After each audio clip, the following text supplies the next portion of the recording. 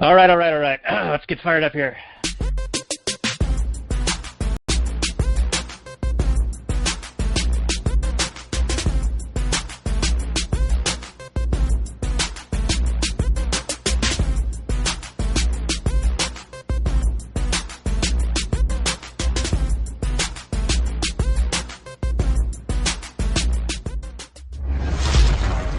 Maximum freedom. Read. Stay on target. Maximum freedom. Stay on target. Maximum freedom. Read Rothbard. Hello and welcome to the Read Rothbard Podcast. We are a day late and $1 short, or many dollars short probably. I have Robert with me. How are you doing, Robert? We don't have any dollars, but I'm doing good. Okay. I'm on my normal telephone, but I think it's dying. I don't know. It's crapping out on me. Hopefully I sound all right. Is it one of those phones from back in the Ma Bell days, or is it one of those free market phones that's failing? It's not that old, but this phone was purchased, air quotes, purchased at a public library sale, I guess you could call it, like a fundraiser. And, So it's like an old library phone? No. It's like something like people donated a bunch of crap, and then like, hey, library rummage sale to support the public library. Oh, okay. So it doesn't have the used in a public library stank on it. It's just got fundraiser stank on it. Right. It's got fundraiser stank on it. It's a voluntary way to support something if you particularly happen to enjoy libraries. Right. And the friends that I've talked to about free market and anarchism have all said, well, what about parks and libraries? Don't you like libraries? Don't you want kids to be able to read? As if all of a sudden they wouldn't be able to read anymore. Yeah, it's a disconnect because everything that you enjoy, people would find a way to provide that. I mean, there's no law that says you have to have a supermarket provide food, but magically it happens. Yeah, so that's our free market lesson for the day, kids, boys and girls. Yeah, hey, speaking of kids, I've got one of mine with me, so she's going to be a bit of a guest on the show. We can probably hear her in the background. She's beating the crap out of one of the little baby dolls that she has, so that's pretty fun. And it also brings to mind the topic of today's show, which is the Hunger Games, where they take kids from different districts and pit them against each other in a fight to the death for the entertainment of the entire country, I guess they would call it. What is that, Pan Am? Yeah, the country of Pan Am. It's like, once a year they grab 2 kids from each district, and then it's a gladiatorial fight to the death, murder fest, where the one person who wins, what are they? They go on like a propaganda tour, or they like get to move to the capital. I forget what was the winner's prize. The victors, they get a victor's house in their district, but then they also, I believe, go and tour all the 13 or 12 districts. I think there used to be 13, and then they wiped one of them off the face of the earth, and then all the other remaining districts think that there's only 12. But plot twist and spoilers, 13 did survive, and they just live underground like mole people. But, it's they conscript, basically do a draft of 2 non-volunteers to come from each of the 12 districts and fight to the death, and this is a method of control for the populations. It's like you were saying, gladiatorial. So it's, the bread and circuses, it's to entertain the populace, but it's got to be also, horrific to know that 2 kids from your town or wherever, because they're all relatively small districts, I think, at least as depicted in the movie, like everyone kind of knows each other. Yeah, the district, the main character's district seems to be like a small town, like a small coal mining town. It's not depicted as multiple cities or anything like that. Yeah. I mean, the capital is pretty big, but the kids are conscripted by means of a lottery, as I recall. Is that right? Yeah, that's true. And I forget how it is, but do they take it as like a point of pride or like an honor or a duty of some kind, or is it totally, hey, you need to do this or else you are going to be killed? I believe that the some of the districts, it's more of a noble thing. You know, they actually train for it, and so they're the districts that are more feared in these competitions or in these games. So it would be, you know, like ancient Greece, you know, Sparta. They'd be the warrior types, and so they would train to do that. Versus like District 12, where the main character is from, is, you know, like you were saying, a coal mining area, and they're more blue collar. It's more subdued, and they kind of don't want to go. You know, like it's not a point of honor for them. They see how shitty they're being treated by the capital, and the capital plays favorites. It's roughly in order of whatever their district number is. So District 2 is treated better than 3, 3 is better than 4, and they're in District 12, so they get, you know, kind of shit on. And District 13 got blown up. And these people are so busy just trying to survive that all of a sudden throwing them into these gladiatorial games means you're throwing basically these people that have never trained a day in their life, or, you know, to be heavy underdogs against these killers in these other districts. Yeah. And so it's through, you know, cunning and some luck and some compassion and all of these things that the main characters survive through I think 2 of these events. We're doing the whole series in one show here, or one go, so we're not really breaking it up. But I guess the point I wanted to make, you know, is it's not too different from the draft, the military draft. You know, they're pulling people out of the population against their will to go and do something that they don't want to do. That means they need to go kill someone or be killed. Which is the definition of slavery. If it's a contract that cannot be broken by one of the parties, you have no choice. And you are the property of the people that are conscripting you. So these people wouldn't be said to be free in any sense, just as we are not free in this country or basically any citizen on the planet. Because at any given time, a government could just institute a draft. And you give all the guns and all the power to one person or one group and say, limit yourself to not do X, Y, and Z. That's just insanity. At any given time, they'll just be like, well, there's a Reichstag fire. There's a Gulf of Tonkin incident. We have to go to war for whatever bullshit made-up reason. And we need cannon fodder, and we own you. So for the glory of the homeland, you have to go fight and die, and we're going to rob you of your entire life because they drafted the youngest among us. And it's horrifying. So it's essentially, I mean, if you're talking about allegories, I assume it is a very strong allegory for the draft. Would you say so, Daniel? Yeah, I would say so. And also the surveillance state, it seems as if, or the police state as well.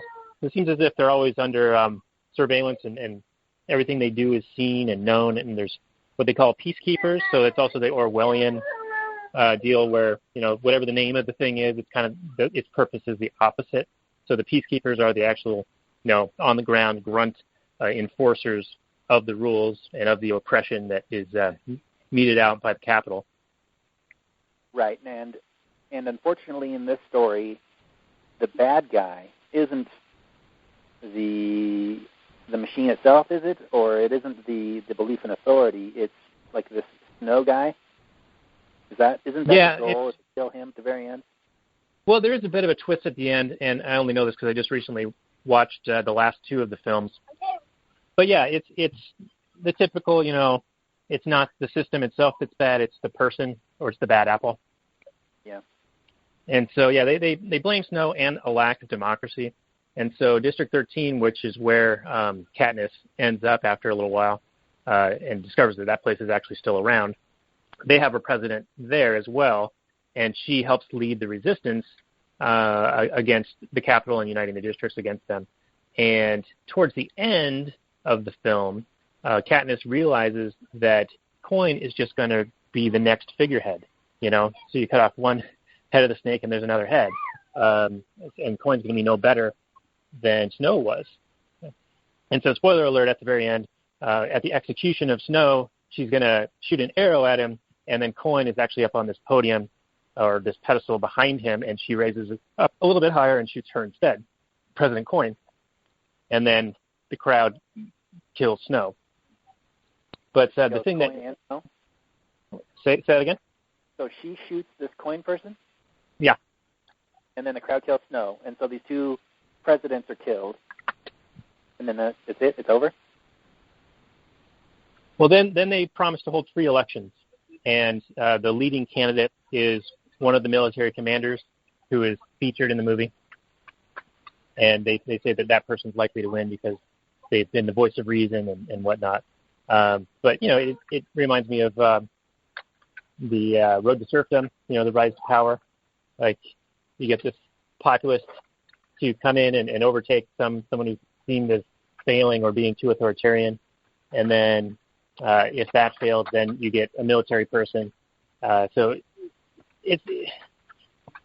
I can see that Snow and Coin were both going to be bad, but they don't take the system on as being bad other than the system of doing this gladiatorial combat with the conscription of the kids, this Hunger Games thing.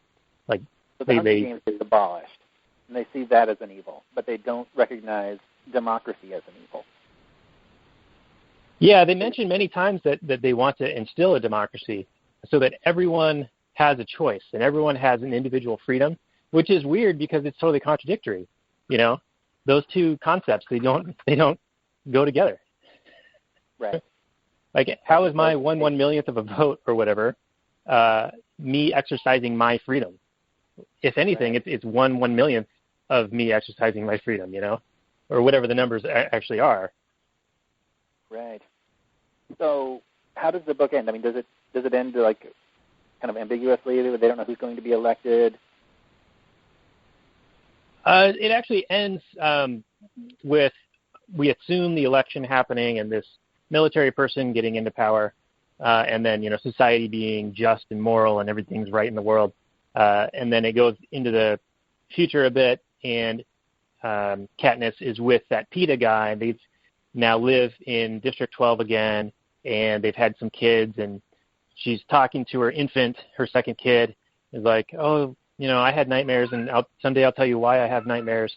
And, there's fun games to play, but there's also really terrible games. And then it ends.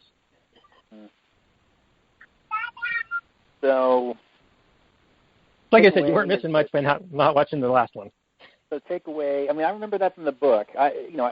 Full disclosure, I read the books probably like 5 or 6 years ago, and I've seen all the movies except for the last one. But my memory is being tested here a little bit. So it's kind of a takeaway would be like democracy is good. You just have to get the right people in, and democracy needs to be implemented correctly. Is that the story here? Because one thing that all horrific atrocities in history share is that they've all been legal. So it's like, just because a bunch of people say that murder is okay doesn't make it okay. But the changing the law doesn't change the morality of whatever the act is. Right. I mean, with any law that's implemented, like yesterday this wasn't illegal and tomorrow it is, well, was it moral before, or is it now somehow a different morality now? Right. And so that's kind of a Larkin Rose thing. One of the other things that came up in the last film was the instance where Katniss decides that she's going to kill Coin, and that's because Coin did a false flag attack against her own people. So they had got all of the people in the Capitol fleeing towards the government or the President Snow's mansion. He's promised them shelter and safety and food and all these things. And so they got all these people in one mass area, and then they had a false flag where they had an aircraft with the Capitol's insignia on it drop gifts down to the crowd. And the gifts end up being bombs, and they kill all these kids and the medical personnel and all of these people, and it was used as a propaganda piece to get the rest of the capital's guards and army to finally turn against Snow because they thought that Snow slaughtered all these innocent people. When in reality it was this coin person. Right. So yeah, so it was a false flag to get the rest of the military to stand down and stop fighting. As I recall, Katniss's sister was one of the nurses in that and was killed in that attack. Is that right? Yes, yep. Okay. So it became personal for her at that point. Yeah, yeah. Now you could argue, some people would argue, that this is akin to the atom bombs being dropped in Japan. So, though, yes, it is a false flag, but it did potentially stem ongoing fighting and continued military battles. The end of the war, is that what you're saying? Yeah, it effectively ended the war, whereas the war may have dragged on further and more people may have died. It's a very pragmatic and iffy argument, but I think that's the argument that people make about the bombs dropped on Japan. That's Coyne's argument? Does that ever get made in the book? Well, she saw it as a strategy to win the war, so yeah. So I'm going to kill a bunch of kids and then rally everybody against this guy because he's bad. And then we'll win, and then I'll be the leader, and I'll be a good leader because I kill kids or whatever. So it's, right. The ends justify the means, and, right, a small horror to prevent a bigger horror, I guess. Right? I guess. Right, yeah, that's the story. That's the delusion that they tell themselves. That's pragmatism. That is the unchecked pragmatism of essentially government and leaders. That's their thinking.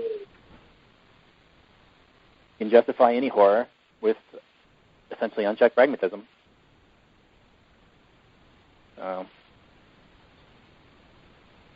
You got to be tempering unchecked pragmatism with morality and principles. Yeah, that's what's so great about the line of thinking that we follow now, and it took a while to get to, but it does allow you to see things through a certain lens and decipher them and sort of understand things a lot better. I think for me, things came into clear focus, what's good and what's bad, as long as you apply some basic universalizable principles to them. Right, and we get criticized for being dogmatic and not being realistic or whatever, when really that's just whining of people wanting to be more pragmatic about things and bend on things. Like we both took a quiz recently that was like this, how good of a libertarian are you kind of quiz. And yeah, what's your score? I took it, and the maximum score was like 160. And it took all of about a minute to take that quiz. I don't know. There were like 60 questions, and it was just like, yes, yes, yes, yes, yes, yes, yes, yes. I mean, I could quibble about the phrasing of some of these things. Like, for example, it's like, would you want to reduce taxes by 50% or more? And I could have easily said, no, I want to eliminate all taxes. But technically, yes, I do want to eliminate by 50% or more, meaning 100%, so yes. But yeah, I thought that was a really easy quiz, which I got 100% on. But it was interesting to find out that a good friend of ours got much, much lower, but still got some, so that's a positive sign. Yeah, what was the score? 39, is that right? 39, but he said if he rearranged changed some of the wording, that he got like a 75. Oh, okay. Not bad. If he was able to change some of the wording, but no. But still, it's positive. Yeah, well, I'll tell you, this is I found this quiz on the Tom Woods private Facebook group page for being a donor, and actually, I think it would be a cool thing for you to go and become a donor yourself, Robert, so that you would have access to this, because it's full of 700 or 800 people who pose questions and articles to the group and get all sorts of feedback. I see a dozen things on there every day. Like, people are super engaged, and they're all real high on that spectrum. So in the short time I've been on there, and I haven't really said anything, but I've been just seeing it, it makes me feel far less alone out in the wilderness as we are, you and I. Yeah, I've seen some criticism over the years and, again, recently about how people that are, fairly dogmatic or fairly principled don't challenge themselves. Like, you just get into, like, a certain mode of thinking, and then you look at the world through this lens, and then you don't ever challenge yourself, so you never really grow or anything like that. And I think that's a decent argument to make against most people, but I wouldn't throw that against libertarians. I think libertarians are unique in that, or at least in my experience unique, in that we constantly challenge ourselves. We're constantly saying, so now how would the NAP be applied here? What about this situation? What about that situation? We're constantly doing things like that. Constantly testing the limits of our philosophy. And I don't know if I have a real point, but I just wanted to defend libertarianism against being overly dogmatic or what have you. I think we are dogmatic, but we're constantly testing those principles against all sorts of imaginary and real situations. Generally imaginary, but also real.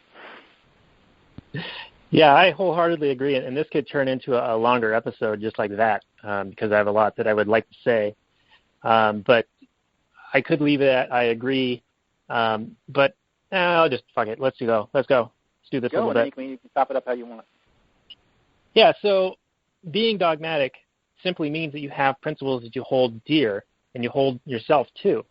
And so people who are unprincipled will often try to make arguments based on pragmatism or scientific studies or cite your source, where's your source for this, where's your reference for that.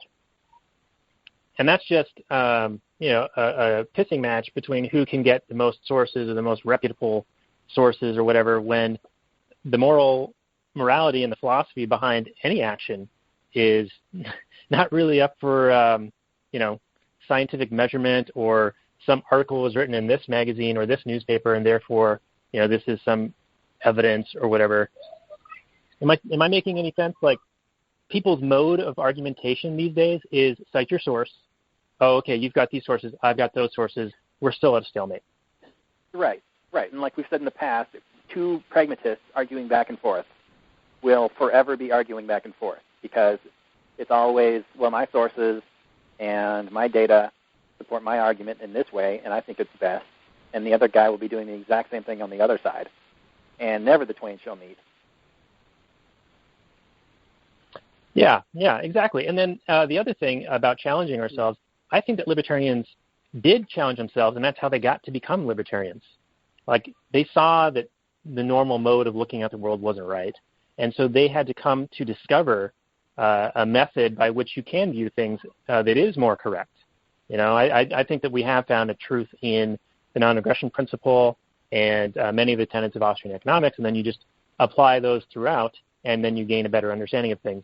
And additionally, it's because we're pragmatic and dogmatic, or sorry, not pragmatic, we are dogmatic, it is sort of like a specialization. The more time you do something, the more learning you put into something, the more effort you put into something, the better you get at it. So people who aren't dogmatic, wishy-washy, going back and forth, they can't specialize. Whereas once we've found libertarian philosophy, we can specialize and get really, really good at it. And we tend to be less contradictory. There are so many times where you will look at a politician, and of course politicians are contradictory by their very nature. They will take one stance on one thing according to some opinion poll, and then a completely opposite stance on another thing according to an opinion poll. They're basically just going with whatever way the wind blows on any given thing. At the given time that it's expedient or necessary to further their grasp and power, right? Because 10 minutes after it's served its usefulness, they'll change their mind again. Right. But even among normal people, just like the average person on the street, without a set of guiding principles, they're essentially the same. They will contradict themselves repeatedly. They'll be completely authoritarian on one thing and then completely anti-authoritarian on another. They'll say, well, hey, nobody has the right to tell me, what drugs I can put in my body, but then I have the exact right to tell what somebody else can do about some other thing. I can't think of something off the top of my head, but what you can and cannot do with your body about this thing or that thing. Whether you can wear a seatbelt or not, or whether you can smoke in a restaurant or not, or, it's completely an unprincipled thing, and it's completely pragmatic. Like, I think I should be able to take drugs, and I don't want anybody to smoke near me, so I'm going to use the violence of the state to force other people not to be able to smoke near me, or what have you, whenever I go out into public, because I don't like it. Well, if you analyze that, it's two opposing principles, but it's completely pragmatic. So you'll find that people contradict themselves on a routine basis, and libertarians still do to some extent, which is why libertarians are constantly arguing with each other and trying to figure things out.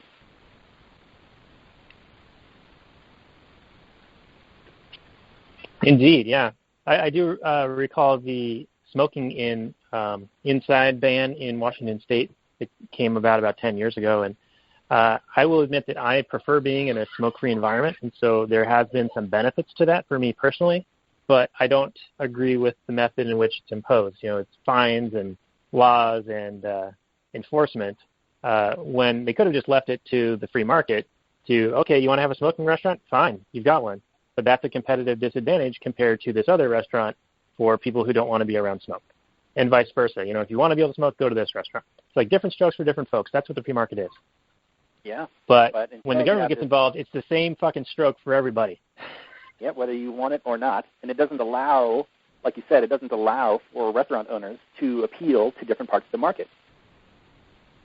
You may have an entire group of people that would love to get together and just smoke it up, but you can't do that because you'll be facing a gun in your face if you do.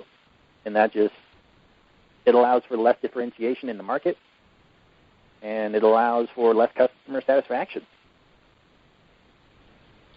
Yep, everyone must be the same, must conform. And that's what's funny. Like, they impose these top-down rules and restrictions, especially leftist types, yet they decry that the entire country looks the same now. Like, you know, you can be in Orlando or you could be in Boise, Idaho, and it's the same 6 stores in the strip mall, you know.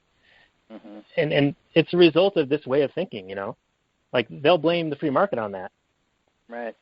But I would say that most likely these larger corporations are preferentially treated and are therefore protected from competition because they have more of a hold on the reins of power, and they're cozy with government, so they do make it harder for their competitors.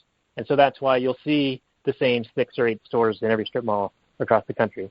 Right. But that's all going to go away soon anyway. Like, Amazon's kicking their ass. It's true, Amazon is kicking their ass. But you'll see big corporations in favor of some sort of regulation legislation because they can handle it, whereas the smaller competitors can't. So exactly what you're saying, you'll see the same 6 stores, the same mega conglomerates that are able to take the hit that knock out the smaller competitors. Yeah. Another thing the leftists whine about is like Walmart and the minimum wage, and they seem to assume that Walmart doesn't want the minimum wage, but in reality, they actually support it because what it does is it makes it harder and harder for competing stores to compete in the markets. You know, right? Like, they want to make it harder for someone to unentrench them, so of course they're going to be good with it.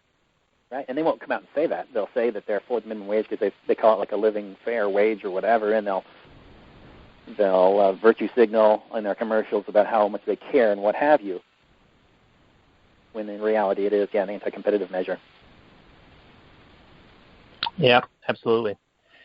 Well, hey, maybe we can start wrapping this up. I've got a couple of things that have been going on the website that I can tell everyone about. I did mention the Tom Woods group that I would suggest that you look into, Robert. But we've also got the Tom Woods Liberty Classroom. We're an affiliate for that, so if anyone wants to check that out, click through our link, and we'll get a little commission, so that's nice. Another thing I wanted to mention was we've launched a Amazon affiliate store for readrothbard.com. It's up in the top left corner right next to the tip jar page. So there's a little link that goes to the bookstore, and it's got all the Rothbard books. You just click through and make a purchase, and then we get something like 4%. So, you know, it's not going to break the bank or anything, but if anyone's interested in Murray's books, buy them through us, and we get, you know, a little kickback. Raw and uncensored. Murray. Raw and uncensored, just like this show. So what have you been working on, Robert, as we're winding things down here? We usually do a little update with you. Yeah, so just been pounding away on the book, finishing up, finalizing, polishing up these chapters that are, I'd say about each chapter is probably around 75 to 80% written, and now I'm just going through and finishing them off. So it's been challenging but rewarding. I'm doing it in a very linear fashion. So right now I'm on chapter 5, and things are going really well. And I've also started a series of images that hopefully are very simple, and they just point out that the causes of people committing atrocities, the belief in authority causes people to go against their own conscience by believing that the person telling you to do a thing has any right to tell you to do a thing, when in reality it's just a threat. You do this thing or else. So you get things like honor killings, and like feelings of duty that cause people to go do horrible things. Like, I'm doing this for the good of fill in the blank, the collective so-and-so. So much of that has caused all types of untold pain and murder and horror throughout human history. And I'd just like to do a little thing to hopefully shine just a tiny little light on that fact. So there's a series of images, and right now I've just got 3 of them, and they're almost done. But hopefully those will get put up on the website soon. Well, that sounds cool, man. And thank you for the update. So that's about it from us, folks. We've been the Read Rothbard Podcast. We run readrothbard.com. We got lectures, books, articles, this podcast, and much more at readrothbard.com. And thanks for joining us. This is episode number 21. So thanks again. Have a good night. Take care, everybody.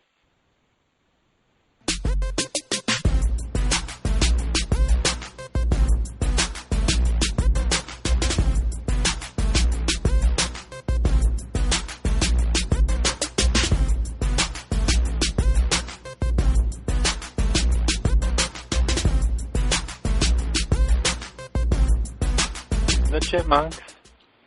CHIPMUNK. We're the Chipmunks. Guaranteed to brighten your day. Do do do do do do do do do do do.